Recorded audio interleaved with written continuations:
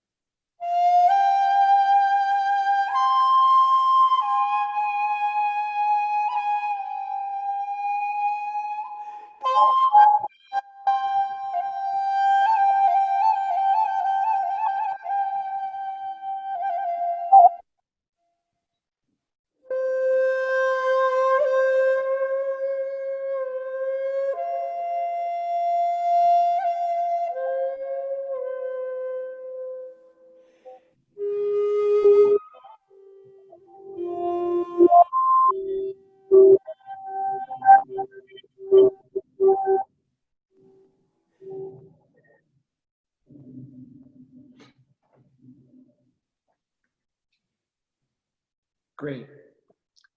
So I'm going to introduce the panelists that we have, and then after I've introduced them, I'm going to ask each of them in the sequence that I introduced them to just tell us a little bit about how they encountered Shiba Sensei originally and the influence that he's had both on their Aikido and possibly in their larger life as well. So we have Coryl Crane, Shihan, 7th Dan from North County, Aikikai near San Diego, California, who was moderator last time and has changed hats now to be a panelist. Diane Deskin, 5th Dan, Chief Instructor, Sonoran Aikikai in Tucson, Arizona, is with us. Dave Alonzo, at large, 5th Dan, is joining us. Again, a longtime student of Shiba Sensei's. Thierry Diagana, who is Chief Instructor of Gasaku Aikido in the San Francisco Bay Area. Also a longtime Aikido time with Sensei, but also spent a long time outside the country. Well, actually, he's originally from France, yes, and spent time in Singapore for a number of years. So those are the panelists at the moment. We had one other possible guest who we hope he will show up. At that point, I'll introduce him. So, Coryl, can I turn it over to you first? Yes, I have to go back a long way, it seems. My first, I had studied Aikido for 2 or 3 years, a very different style, mostly Key Society Aikido. And just, I had this chance encounter with someone who later on I realized was someone that our Aikido group knew quite well. That was Nobu Iseri. And when we, just in a conversation together, we realized we both did Aikido, and Nobu said to me, this remarkable teacher had come from Japan and was going to be teaching in San Diego, and that I should really check him out. So I did that. I went down to San Diego, and Sensei was, the first class that I took with him had been set up in the backyard of Al Holtman, who was a judo teacher in San Diego, in his backyard behind his dojo. And it was a very magical kind of moment, really, because there was it was set up like a tent, so that was, but the sides were open. There were a lot of people. It was very packed with people I didn't know, Aikidoists I didn't know. And, you know, I really wondered, what is this man going to be like, this Shiba Sensei who's so, you know, who I hear so much about. And it was a nighttime class as well. That sort of helped it to be a little magical. We were outdoors. There seemed like lots of anticipation and sort of excitement amongst all the Aikidoists. And Sensei suddenly appeared as the leader of this group, and it just became very clear his energy was amazing. I mean, it was just striking. He had a vitality that was kind of compressed yet bursting out of him, you know, and I don't think he ever left that really, or lost it. I'd never met a person like him in my life, and I was drawn to that energy and his somehow innate intelligence, and I wanted to learn from him. I was just a moment, I just very, very clear that I wanted him to be my teacher. I had grown up in a repressed kind of post-World War II England, and I'd never met a person like him. Apart from that, he was also Japanese, which, you know, was strange to me, to my experience up until that time. But that relationship I started with Sensei then was the beginning of a relationship that would actually determine the course of my life. Because of that meeting, you know, my life took on a certain path. And I was studying art at the time, and I sort of have come to see him later on in retrospect as a Renaissance man. He put the full force of his energy with creative and intelligence into his life of Aikido. So, you know, I feel incredibly privileged to have spent the time that to have come under his wing and learned from him. Am I next, Darrell? All right. I think you're muted, Darrell. So my name is Diane Deskin, and I started training in Santa Fe, New Mexico in January of 1991 with a student of Chiba Sensei's Rahab Yakub Sensei. And I trained there for until early 1995. And during my first 4 years of training, Chiba Sensei would come once or twice a year to either Albuquerque or Santa Fe. And then, of course, I started going to summer camps and to other seminars. So I got my first exposure to Chiba Sensei in person through those seminars and through summer camp.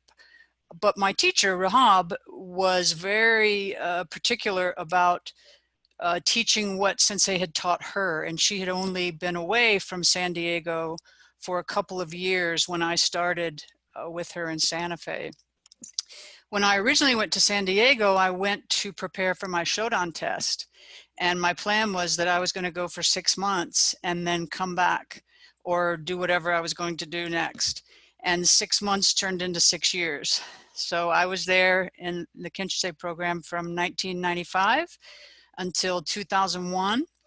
And in 2001, I came to Tucson, Arizona. And in 2002, about 6 months after I got here, I began Sonoran Aikikai with the assistance of Murphy and Jim Davis, who are also longtime students of senseis and teachers as well.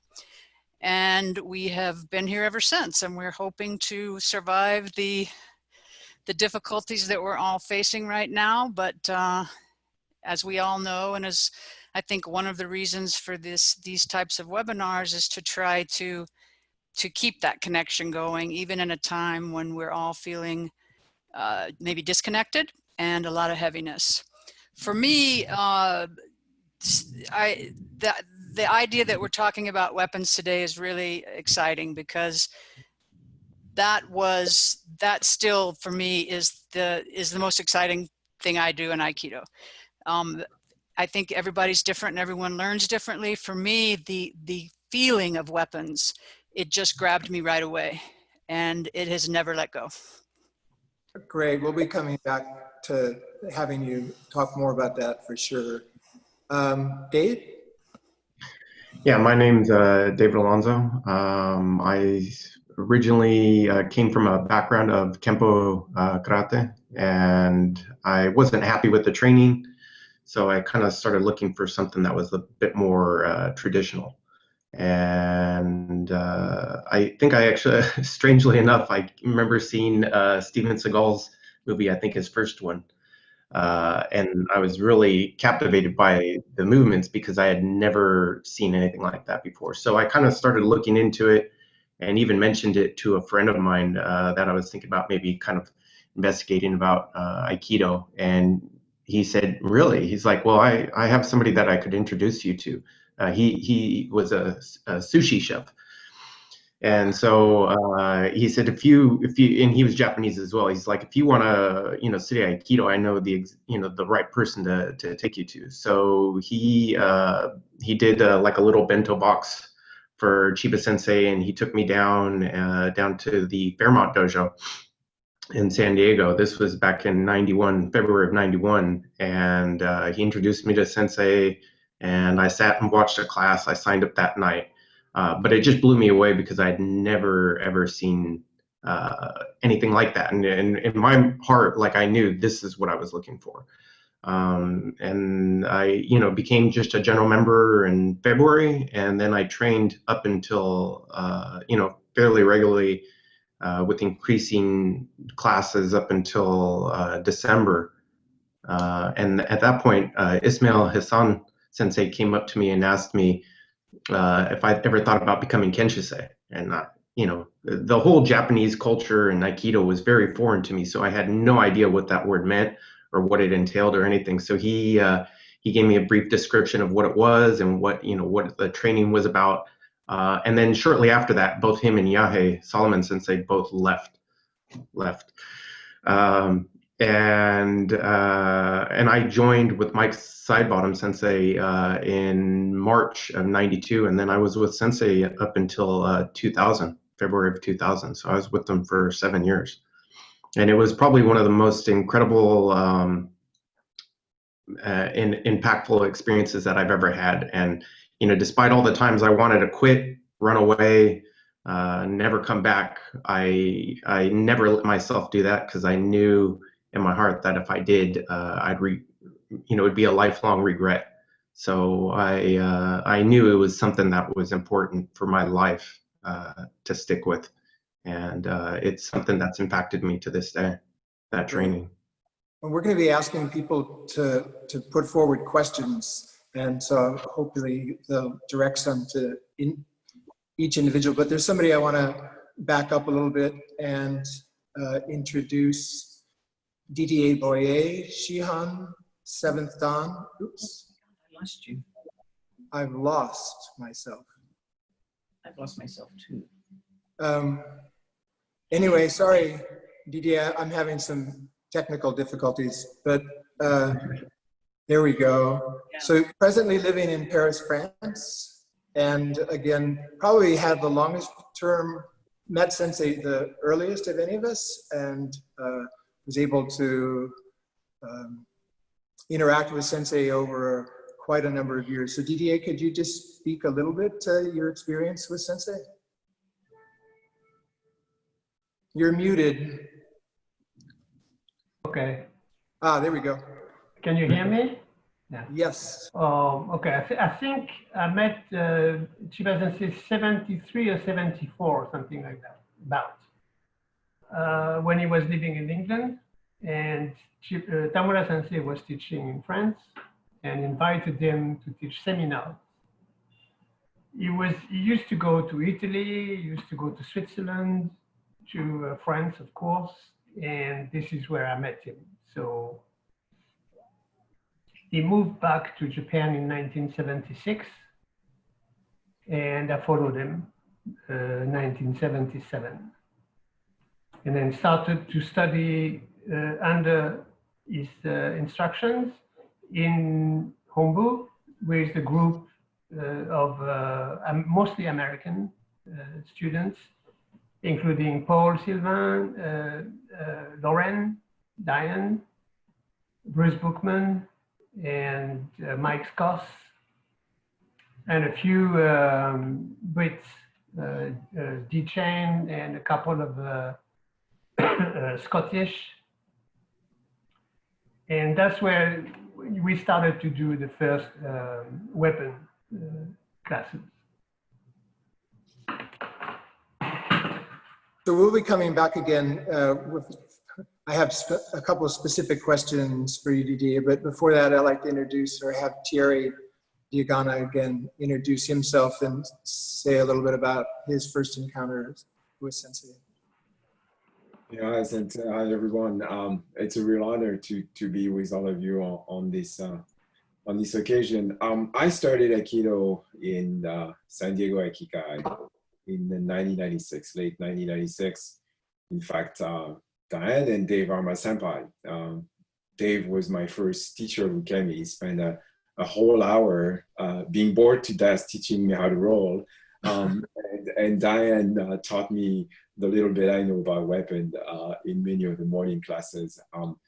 I encountered Aikido a little bit similarly than Dave. I actually was in San Diego, was doing a postdoc there after my PhD, and was looking for martial art. I was always had an interest for martial art and tried a couple of dojos, karate dojos, kendo dojos. None of them really satisfied me. And then I talked to a karate friend who was a third dan in karate and told me that in San Diego, there's only one martial art instructor, and he was Takeshi Sensei. And I've never heard of Aikido. I actually didn't know about Aikido. And he said, you should check it out. This is where it really happens. And so he took me to the dojo on Adams Avenue. And it turns out it was a seminar. And Shiba Sensei had brought some of his students for a weekend seminar. And I watched two classes, one taught by Yahei Salomon Sensei, and the other one taught by George Lyon Sensei. And Chiba Sensei was just sitting in full lotus, I think, or half lotus, I can't remember, in the Kamisa, and observed the classes being taught, and the intensity through which he was analyzing every movement that was being performed just completely captured I was just absolutely fascinated. He was not moving, but just watching him, watching his students, this intensity could not escape you. And of course, George Lyon Sensei and Yahya Solomon Senseis are incredible instructors themselves and did an incredible demonstration. But for me, it was the moment where I just watched this and I was like, I can't not do this. So I went to talk to Miss Shiba, and Miss Shiba, many of you know Miss Shiba, how incredibly kind of a person she is.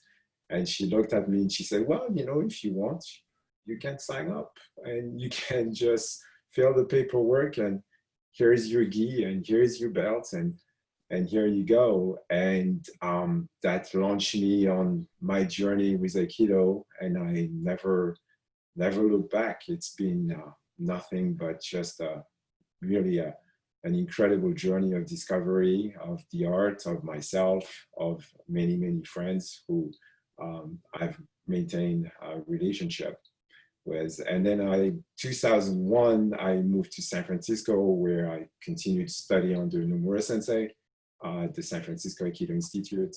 And then in 2007, moved to Singapore, where I helped started the dojo Mume Shidan, which was led by Sergio Sensei, before I finally returned to the United States in 2017 and started my own dojo, Kasaku Aikido, in 2019.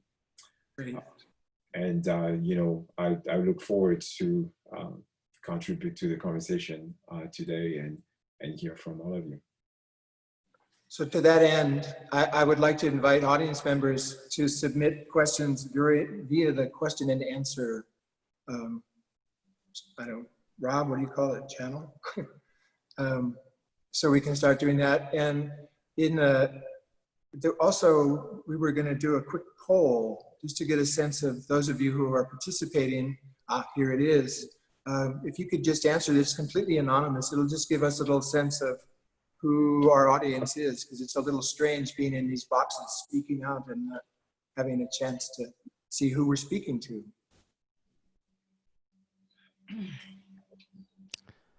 And in the interim, while that's going on, just want to ask, there was, Coryl had mentioned having been, that she's an artist. One of the questions that was raised in the last event was, did Chiba Sensei have any hobbies outside of or beyond Aikido?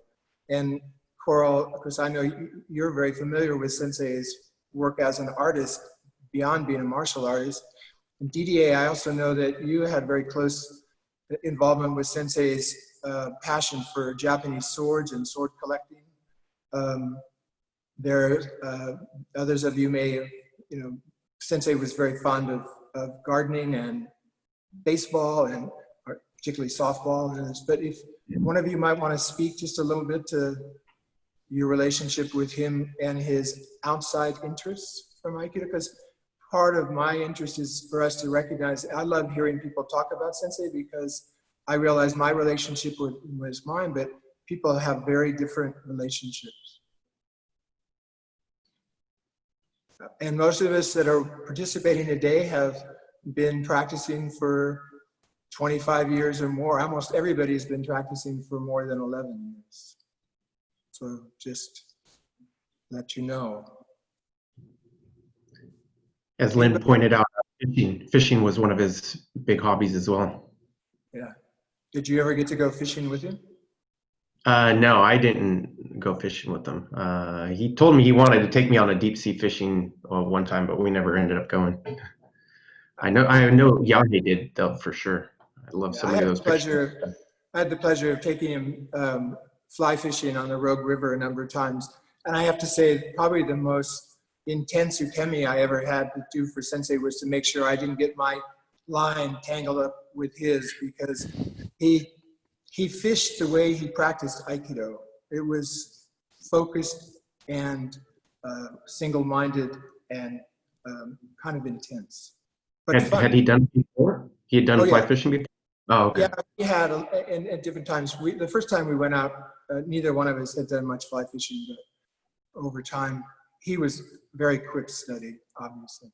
I think it's fair to say that anything he did, from a hobby to art to reading to cutting vegetables, he did with this same intensity he did in the dojo and in his Aikido, because Dave can attest to this, and I'm sure all of you can, that even when it came to where we put something on a plate or how we cut something up, he would teach us the same way that he would teach us on the mat. He was an amazing teacher.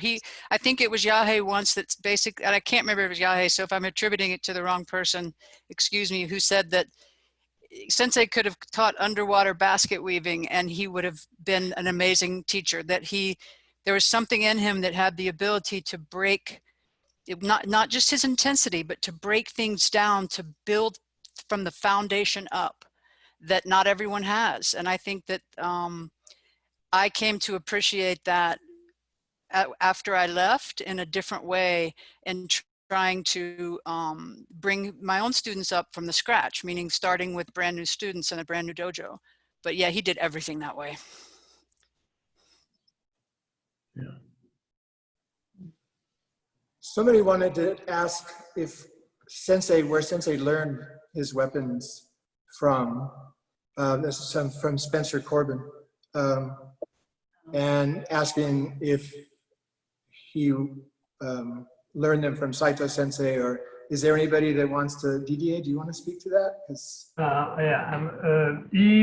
I think that he learned it directly from O-Sensei, but the problem is he didn't learn it because O-Sensei was not teaching weapons.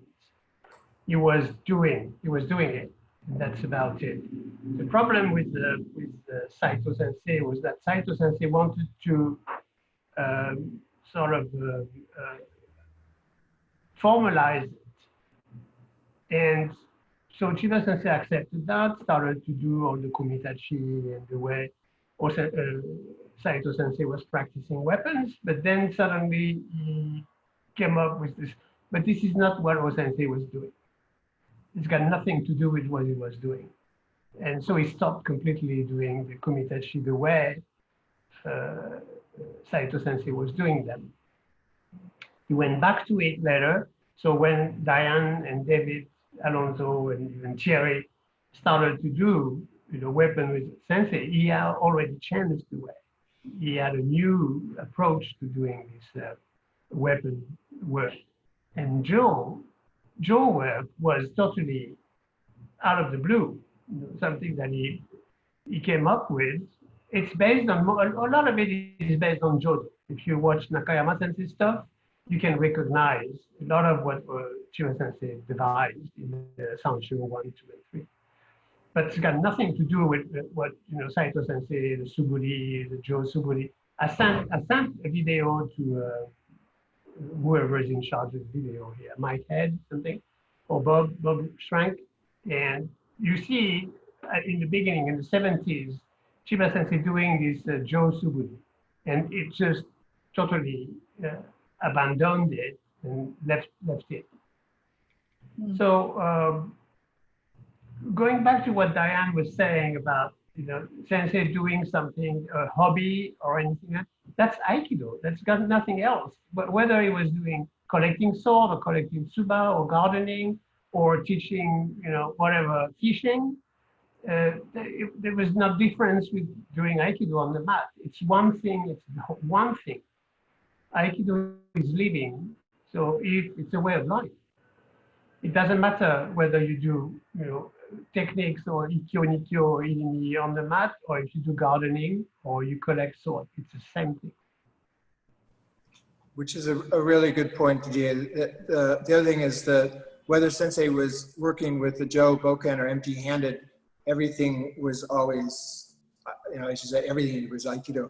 One of the questions that came up, Robert Savoko was asking specifically to you, Dave, what was it like receiving and working with Sensei particularly with either Boken or Joe. Mhm. And Yeah, we I can mean, extend that to everybody, actually. I'll just start with you. okay. Yeah, you know, just like we we're talking about, everything that Sensei did was, you know, with this full capacity. You know, there was no compromising with Sensei.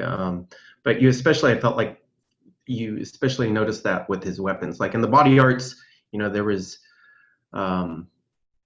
with the weapons, it just seemed like you had nothing left but your true self. And I don't know if that's the right explanation, but like, you know, when you came with Sensei, you had to move away from, you know, drop any fears, any apprehensions you had, anxiety, because to keep that in your mind, like you would get hurt, basically. You know, you could seriously get hurt. So you had to, you know, this was through development, through much training with Sensei, you know, as well as, you know, Zazen and Iaido. Like, these all came to be integral parts, I felt like, with the weapons, because when you took Sensei's Ukemi, it was strong as, you know, and unlike anything else I've ever felt. You know, it was really direct, pure, and you had to be in unity with them, more so than in the body arts. Like in the body arts, you could, you know, there are little things you could sometimes,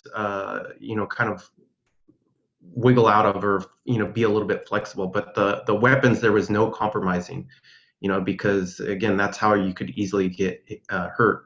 So for me, it was something that it didn't, you know, in the beginning, I didn't take much Ukemi from him when I first started off at Kenshusei. It wasn't until, you know, a few years later, when we moved to Adams Avenue, when I started taking a lot more of Sensei's Ukemi. But that also really changed not only me, but my body arts and my weapons as well, because it gave me more confidence, you know, like that ability to really harmonize with Sensei. And that was, it ended up being something really uplifting, you know, like having that moment.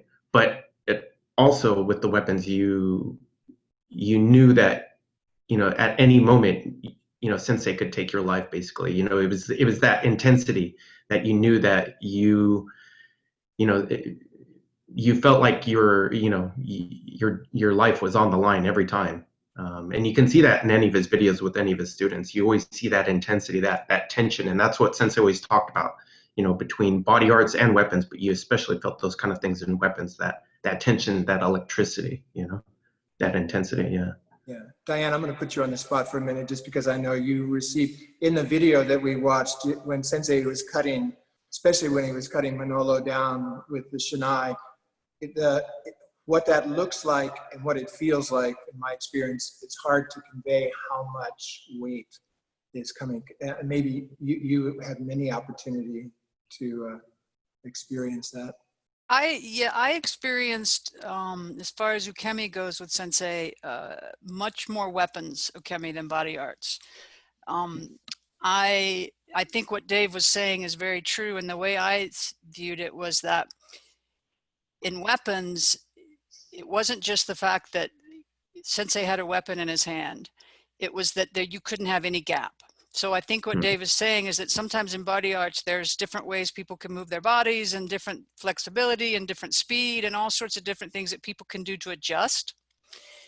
And that window becomes, almost disappears completely in weapons. And any gaps would, of course, could lead to an injury, but also any gap changes the connection, right? And what Sensei had this unbelievable ability to do was, as people were, you're moving closer together or further apart, the connection and the intensity is getting stronger and stronger and stronger, and any gap, boop, goes away.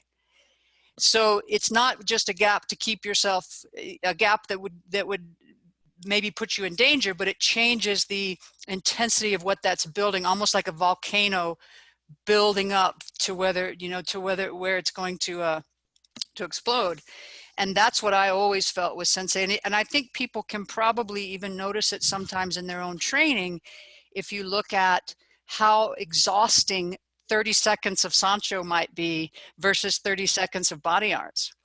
And it's not physical, right? Because you're probably working harder physically sometimes in body arts than you are in weapons, but there is something about the realness of that encounter and the realness isn't the right word, but I think you all know what I mean, the visceral nature of it, that is exhausting. I mean, it is, and it's intense. And I think when Dave is saying that feeling, right, that when you train with someone that way, when you feel it, when you felt it from Sensei,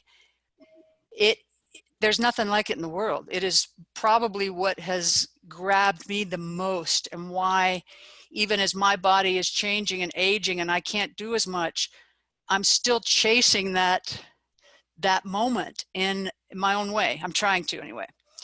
But that's what has always grabbed me. It is the thing that made working with Sensei in weapons, his students in weapons, and taking his ukemi, I can't find the words for it. To me, that's what it was all about. I don't know another way to say it. I miss that. When I watch videos like that, I can still feel my heart start to pick up, my heart rate start to pick up.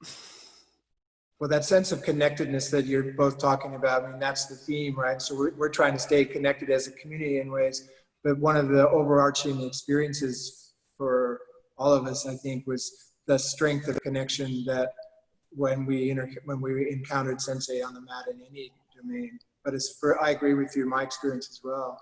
Would anyone else like to speak to that issue of the not allowing gaps in consciousness, really, and that was also part of Sensei's demands on us practicing Zazen. Yes, Coryl, please. Yeah, I agree with everything. I feel like I've lived Aikido with Chiba Sensei the same way that Diane did, David did. In spite of the fact that there are so many generations between us of study with him, I think it was the same in a way for all of us. And it really wasn't about the weapons overall, the outer form of the weapons, but it was about what Chiba Sensei got through to you, to your inside in a way, to make you see outside of yourself, see what was happening to you, and train your body to be able to move in a way that would be safe for you. And the reality of working with him, I can remember a lesson with him. We were doing kumitash, and I thought I was doing okay, here we go. And all of a sudden he kind of growls, "No, that's not right. Look what you're doing," and so we did it again. "No," he said, "next time I'm going to hit you." Right? So yes, I came in, I had an opening, and he whacked my ribs. But that whack was just a perfect whack. I mean, I felt it, and it certainly didn't break my ribs. It might have bruised them. And the next time, I tell you, I saw that before and I adjusted myself accordingly. And I think that what Dave has to say about that edge between life and death, I experienced that so many times. Well, I say so many times with Sensei, but I could recall a Joe thrust coming. This was actually on 4th Avenue. It was really very early. So this was very early training for me, and such a surprise. A thrust, a full-on thrust from Sensei that stopped right between my eyes, and I felt the little fine hairs on my skin, and he was able to stop the Joe at that point. And it was like, I think at that time it was kind of funny, because when I saw that Joe, my eyes crossed, and Sensei laughed and walked away.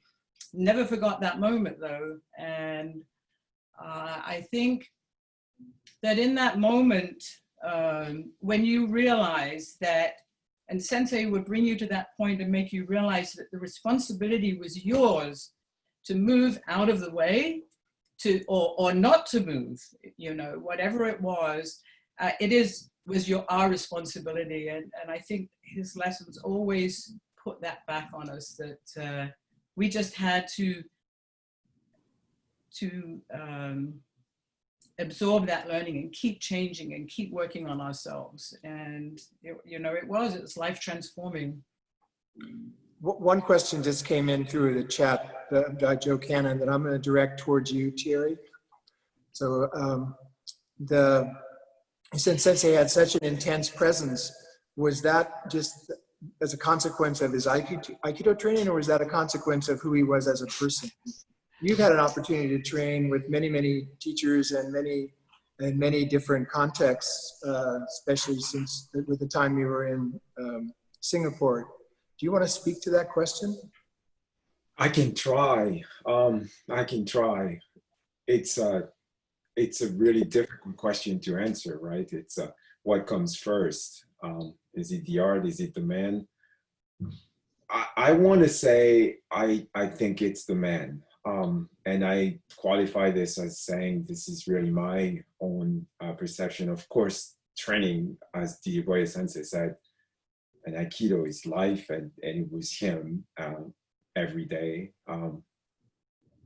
But my first impression and my recollections of that first time I walked in this dojo and watched him, you couldn't not see something extraordinary. I mean, my eyes were just locked on that heaviness, that presence. I often talk, when I talk to friends who don't practice martial arts, and I try to describe the fascination. I often use it's like seeing a tiger walking. When you see a tiger walk, it's very calm, it's very poised, but you can't miss the power. You cannot see the power in the walk. And when Shido Sensei was on the mat, this is all I could think about. I would just be like somewhere in a cage and there's a tiger pacing around, and you just absolute fascination by his movement, by the control of his spine, of every muscle. He had total control over that, and it was absolutely fascinating. And to me, you know, I've seen many excellent qualified teachers, but that impression, I haven't experienced that again. Really was very truly unique. Another question that's come up, and I think it kind of segues off of this, had to do with the relationship between the practice, the weapons practice, and empty-handed technique, which I think is they're completely together. But how you find the weapons training informing your empty-handed or your body arts, I would be really curious from anyone who wouldn't just raise a hand that would like to address that.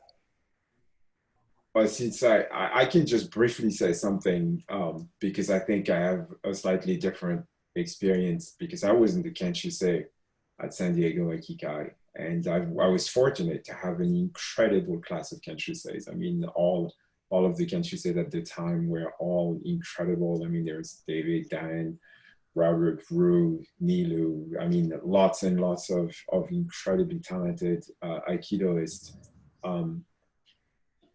What was different when you were not a Kenshusei, I think, is that San Diego Aikikai, the weapons training was an invitation. It was, there were really an expectations that you had to be curious about it. You had to want to explore that relationship between the body arts and the weapons. And I personally was very intimidated by it. It's an incredibly scary part of the art. And for me, and I think many of the panelists have spoke about this, the intensity and the tension that is manifested in the weapons training is really quite unique and very revealing about your own flaws, about your own weaknesses, and how to sharpen your art from Aikido perspective using weapons was really kind of core to the training. You have to manage all those tensions that people talked about. You have to be calm and poised, but at the same time, incredibly focused and intense. There is a sense of urgencies of these things coming at your head, but at the same time, you just need to be precise and accurate and controlled. So all of those tensions are really incredibly present in weapons training. And quite honestly, I think for people like me who were not Kenshusei, really required for us to dig into that curiosity. We need to kind of get into this with an open mind, with a way of engaging with the material that was presented to us, which was incredibly rich, which I believe really is core to our practice. That's what makes our practice different. And having been abroad and trained with a lot of other people, realizing how important this connection to our body art through weapon training is, has been really very eye-opening to me. Not too many, we have to take that as a gift. It's truly a richness that we have, which we can't take for granted. And maintaining that practice is hard. I mean, being away for me, it's been very difficult to continue this, but I managed to have a group of students that wanted to have that curiosity to explore it. And I'm very grateful to them. And of course, the visit of Ruhans, Manolo, Miguel, and many others who came and kind of fed this interest and allowed me to continue to explore weapon training. It's really a core to our practice, and I continue to do this, especially now with COVID. I think for us to just really use weapons with the distance and the mahai that we have to kind of maintain really makes it very important. It is interesting. Well, real quickly, Coryl, just we'll come back. One of the things that we haven't talked about is actually working with live sword, and Sensei, for many of us, did Iaido and requested those of us that he certified as teachers to take up Iaido as a practice. And Didier, I know you have practiced in the same dojo with Sensei in Japan, and I've heard you say that you don't think somebody can actually understand Aikido if you can't understand the sword. Could you speak to that? Yeah, sword or boken, it's the same. Yeah. Just the sword is in the saya, and Iaido means you take the sword out of the saya. But in real battle surroundings, you don't use the saya. You throw it away. You only use the sword. So you're back to the sword, to the boken. So all the, I think, Chiba Sensei's work with weapon is boken, because you cannot use a sword with an opponent, otherwise you will get out of opponent very quickly. But then how do how to practice with the sword to get the feeling? I remember him once saying that he was complaining that his students were not getting it. They don't understand what it is to have a sword. And he said, I only want to have them to get the feeling of having a sword. But you cannot get the feel of having a sword. It's pretty complicated to get it out of the saya without cutting yourself or cutting the saya. So you have to work a lot and for a long time on the form. And Sensei refused to work on the form, because the form is basically denying the natural way of using a weapon. So practicing in Mitsuzuka Sensei's dojo, where Chiba Sensei introduced me to Mitsuzuka and to his teaching, was a little bit awkward. And you could see that Chiba Sensei was there and he followed whatever Mitsuzuka Sensei was teaching or was saying, but at the same time, he was like, this is ridiculous. This is not working. This is useless. Just cut with the sword. That's all there is. So the sword, basically, okay, you do Iaido, fine, just to get the feeling that what it is to cut with a live blade. If possible, do some, real cutting. The taking out the sword of the saya and putting it back is just for fun, just a game. It's not very important. And everything that Chiba Sensei did with Boken or Jo is about the real thing. That you guys are talking about this gap and the tension and your life is on the line. Yes, it is, because this is what it is. If you have to fight somebody with a live sword, man, you cannot afford to be cut. Because this is 17th century. There is no penicillin. You get scratched, you die. It gets infected, you're done. Right, doctor? we have Thierry can support me on that. Yeah. So if you get scratched, you get infected. So no scratch, no gap. Yeah. I just will speak really quickly to that and step outside as moderator, but how we take ukemi in Aikido is really predicated on the fact that whether the person has an empty hand or not, the potential of it being a weapon is always there. So you have to be responding. Otherwise, you may be able to take, I know lots of people who can take really powerful strikes, but you can't take a powerful cut to any artery close to the surface of the body. So that kind of responsiveness that we have, it comes directly from that understanding that reality working weapon against weapon. But back to moderator, one of the questions that's come up is how did Sensei's development of the Jo and Boken change over time? And again, having been in San Diego for a number of years, Diane and Dave, you got to witness that. Coryl and I, when we were with Sensei, we witnessed that change. Didier, you got to watch him kind of at different stages, and I think one of the things that's really interesting is just that he was never satisfied with the status quo. He was continuously refining. So if anybody wants to speak more to that, I'd appreciate it.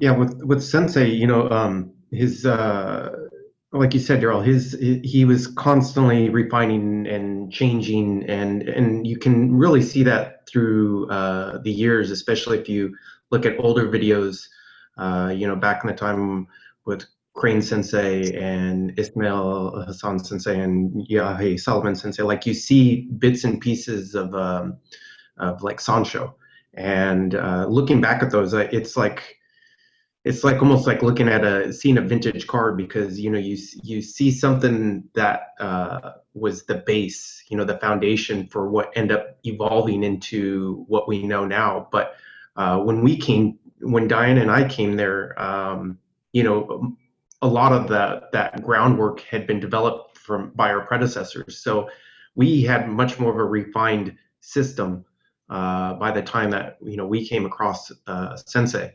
And you could see it in his weapons and the basics through every step of the way for the art, for the weapons art. And but even then, even though we had a structure, a very strong structure of the like Sancho's and the Kumitach.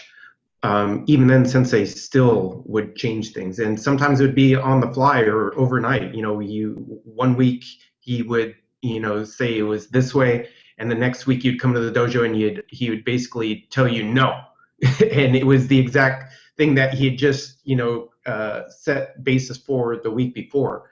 But Sensei, he like you said, he was never happy. Well, not happy, but he always saw the art, and especially weapons, as a continually evolving process.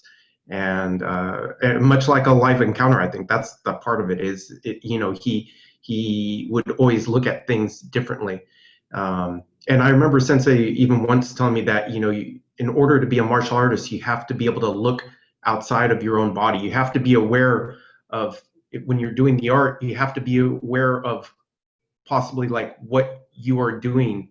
I'm not sure if I'm explaining this right, but like, you have to be able to look outside your own body to be able to correct and be aware of where your weaknesses are, or where your openings are. And Sensei had an incredible ability to perspective to be able to see that from multiple angles. Yeah, I would say that it's a very difficult concept to talk about, right? It's almost like the essence of it goes away the more you say. But I always felt like, and I have no idea if this is true, that what Sensei was, he was an amazing teacher, and he was so, all of his development and tweaking and going back to the basics and foundation was about teaching, about, he's the captain of the guard, right? I mean, you've all seen that video. That was, he was constantly building something. And if like, let's say you're building a wall and all of a sudden you see a brick you don't like, then he would remove that brick, go back a few bricks lower, and work on something else. And we were not only gifted with being the part of that, meaning that because we were the guinea pigs, how are you going to know if that brick is solid unless you give it some pushes and shoves, and does it work with the next brick? And that's, whether that's correct or not, that's kind of the way that I feel about it. That and I'll tell you a fascinating story, and someday I hope I get to this, but I think all of you know that I ended up being given a lot of really old videos from Sensei that were kind of, he was angry when we were moving from Fairmount to Adams, and he got very upset one night and just tried to throw 2 boxes of videos in the trash can. And I think it was Hugo who said to me, go get those. And I got them out of the trash and threw them in the back of my car. And then later on, I asked Sensei, we had moved and we were settled in, and I asked him, do you want those videos? And he said something, oh no, those were copies. I have those already somewhere. And so I kept them, and I didn't even think about it. I had 2 boxes, and just a few years ago, I started going through them and trying to convert them, because I work at a college, and at that time the media department was part of an area I was supervising, and I had access to a lot of equipment that I would never, of course, have access to. And then when Nobu died, his ex-wife also gave me some boxes of videos. She was living here at the time as well. So in part of the project of trying to digitize these old videos, I got to see this progression. It was fascinating. And someday I hope to actually be able to put together this into where we could watch like a 10, 20, 30 minute, hour video where it really goes kind of chronologically with just snippets of seeing this development, particularly in weapons. I know I'm not saying it very well right now, but I sort of felt like, at least during my time and probably everyone's times there, that that's what we were smack in the middle of. We were just smack in the middle of a moment of that, right? That lifetime of what Sensei was trying to build and teach. But I always felt it was about his teaching, that all that was about, how can I get you guys to get what I'm trying to get you to get? But not because I want you to get it, because I'm trying to build this thing that will go on and on and on. And I don't know if that's correct. I've always had that feeling in my gut. Didier, yeah. I think Diane, you're right. I mean, but he was not teaching. He was teaching himself. Yeah. And of course, he was lucky because he had people like you, that he could use to a level that was pushing him up. But he was not teaching. He didn't care about that. He cared about getting to a point, and if you're on the wagon, if you're on the car, there you go. You get on the train and you go with him. If you're not, then you stay on the platform. But if you went with him, then he would use you to his benefit, and of course you profit from it. I feel sort of somewhere in the middle between the two of you, Didier, because I agree. Sensei said to me at one point, you're my material for my growth. As my students are, and basically we're his material. But I also watched him introduce things to us, and then have him realize we didn't have the foundation for it. So then he would back up. For example, is Sancho 1. We saw Sancho 1. He wasn't happy with what he was seeing in terms of our doing it. He introduced the 36 Joe basics. And for those of us who were only seeing him at seminars or occasionally visiting his dojo, it seemed like there were years where it was just the 36 Joe basics. And then he came back to Sancho, and I saw him do the same thing with the Kumitachi. And so there was this kind of thing about, I do think he had some interest in transmission. But he also, I think you're also exactly right. He was very much concerned about his own being able to take what he learned from O Sensei and make it into something that that worked for him. So it's kind of, I think there's a little bit of both, but then I'm stepping outside. There's a question that I don't think that we can get to, but it's close to my heart, and I don't want to leave. Jason Schindler sent this question in, and he asked, what can we as Aikidoka do in this unprecedented time of change to support Black Lives Matters, Indigenous peoples, and underrepresented voices? And Jason, I just want to say, for me, that's a really important question for us, for me to be looking at. And we're at the end of the time for this, but that could be a really interesting conversation to have in the future. I agree. Maybe that's something we can do in a webinar. I saw that question myself, and I you know, a few of Birankai dojos have made statements on their websites and on Instagram pages, and I think that Robert Savoca Sensei is what he said in that little post he did on Instagram or Facebook, I can't remember.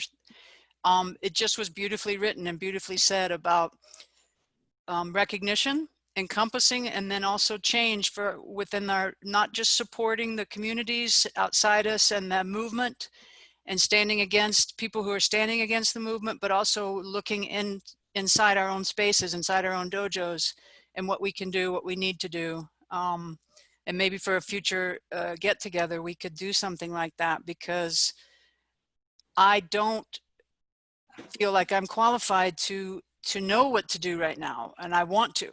So I would very much appreciate something like that. So Robert is telling us that he's going to actually be hosting, excuse me for a second, if I can be more accurate, a diversity conference in the fall. So that's really great. Yeah, but I also think it, you know, amongst ourselves and within our dojos and within our regions, and you know, again at another event maybe like this is a topic that I feel really strongly it needs to be addressed. Dave? Absolutely. But we have the same problem here in France. You know, there are police violence and repression. People that are dead, you know, maimed by the police are mostly, you know, either Black people or Arab people, or, you know, people that have a different color from the fucking police. Right? But basically now everybody is coming out with its colors. So, you know, we always stood in Aikido. I don't think that there was any discrimination in Aikido world. Not that I see in any dojo. It's open. Whoever is in front of you, you practice. Right? So what kind of stand do you want us to take now? Well, I think what Robert was saying, which I find interesting, and I know we don't want to get into this now, is that how can do we have spaces that feel welcoming to everyone, that people want to step through those doors? I agree with you. Once someone steps through those doors, we practice together as a group always. But how do we make those doors feel more open, I think? And maybe that's the wrong way to say it. I'm very hesitant to say something that I don't feel qualified to say, but I for one would very much like, I would like to, I don't know if Robert's conference is going to be open. Is it going to be, it's clearly going to be online, most likely, a virtual conference, but I would very much like to participate in something like that. And I really agree with you, Diane. I think it's about how we, and I agree, Didier, once someone's on the mat, yeah, there isn't discrimination, but there are ways I think that not everybody's feeling welcomed to make that step through, and we need to look at that. At least, you know, that's my experience. And then it's a society problem. It's got nothing to do with the Aikido society per se. That's right. It's society at large. Society at large. That but we live in that. Of course. Yeah. I mean, it's very interesting to see that now, you know, especially in the United States, suddenly with the last 4 years, it came out to the open. So I mean, you can say the N word, you know, without going to jail. Again, Rob, can I ask you to kind of just join in, because I think we're past time. Yep, I'm here. And I want to, behind the scenes, Rob Schenk has made this happen. So I want to make sure to thank you. There was one question that came forward that I didn't get to, and Nilo, I'm sorry. Nilo Nayani was curious about the relationship of Aikido to farming. Again, this is a whole nother topic that I think we could discuss, because it was one of O Sensei's passions and one of Chiba Sensei's passions. His ended up being gardening, not farming, but sometime in the future. And thank you, Nilo. So anybody have any last comments or things you'd like to say before we wrap up? I'd like to say thank you to Rob Schenk for doing all the work to get us together and get us, our technological skills are at varying levels, and to put up with us. So thank you, Rob. Glad you all participated and glad everybody attended. So There are other people that are the background. Suzanne Van Amberger has done a lot. Christina Varjan, Gloria Nomura. We could name a number of other people who should be recognized. So thank you all. And those of you on the panel, thank you very, very much. Thank you. Thank you, everybody. It's been okay, before we hang up though, there's one more poll I want to make sure we kick off. Oh, goodness. Okay, so hang on. Oh. Ah. And scroll down too, so don't, there's two questions. And we can answer too, Rob? Everybody? Yeah, all right. yeah, everyone can answer.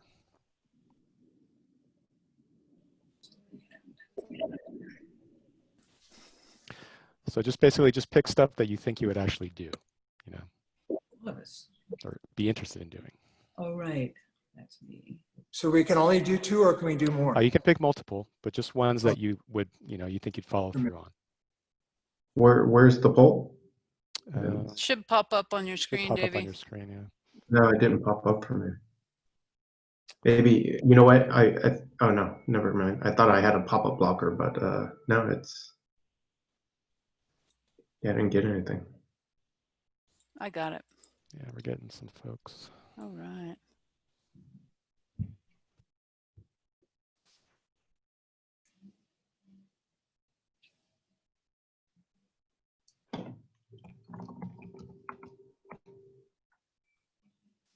Rob, my button to submit doesn't seem to be allowing me to submit. Yeah, it's grayed out, Bob. Yeah, well, we're getting stuff in, so just mark what you want, and then hopefully when I end it, it'll take it into account.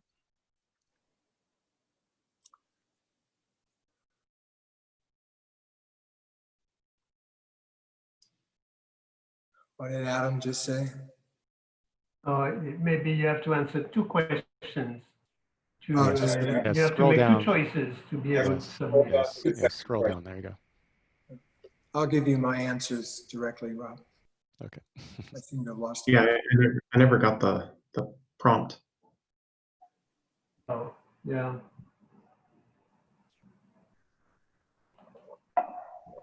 I neglected to thank, oh, am I there?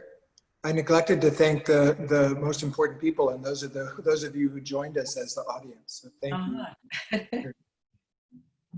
Yes, thanks so much to everybody that joined. That's really great. Yeah, this polling thing is not working.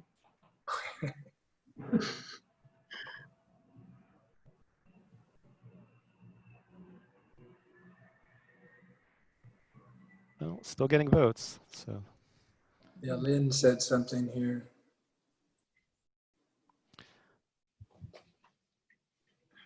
Okay, so it looks like you can only submit if you answer the second question. So even if you're not a teacher per se, maybe just say, you know, I might skew it a little bit, but just maybe answer the second question and then you can go ahead and submit.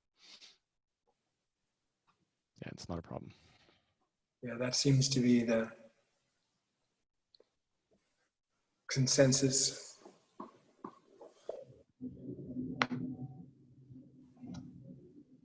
Oh, there we go.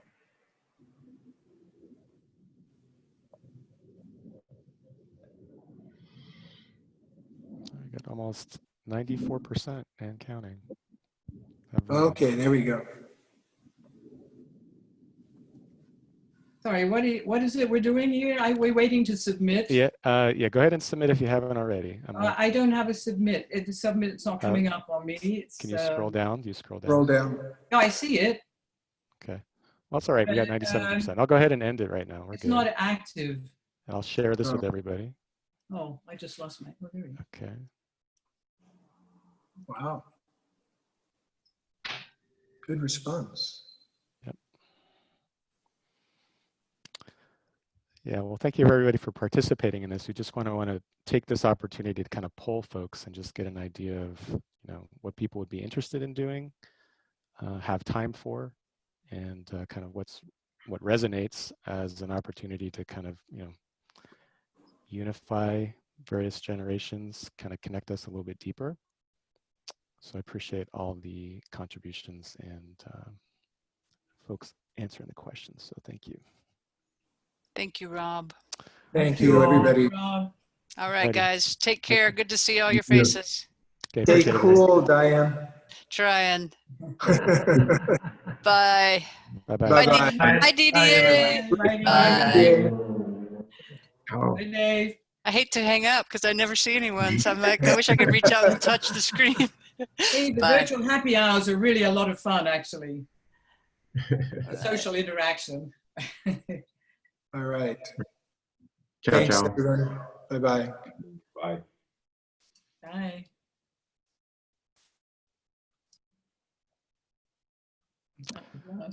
All right, just let's okay.